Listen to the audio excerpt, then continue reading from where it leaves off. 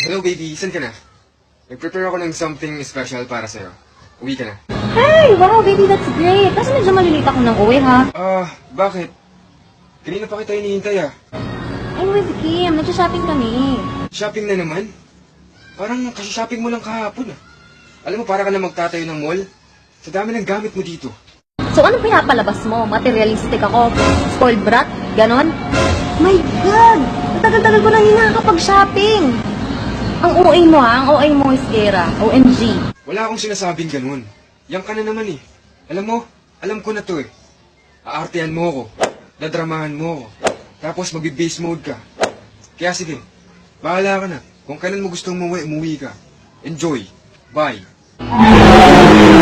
Ay, naku, grabe ang boyfriend ko. Magpapatayo daw ba ako ng mall sa bahay namin? Tagal-tagal na nga natin hindi nakapag-shopping Kung na ba ako materialistic, bestie, ha? Sabihin mo nga sa akin.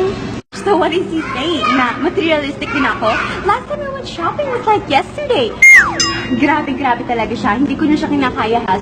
Nakaka-offend yung boyfriend mo, ha? I know, I should break up with him. Oh, look at those pretty bugs right there. Oh my gosh. Oh my God.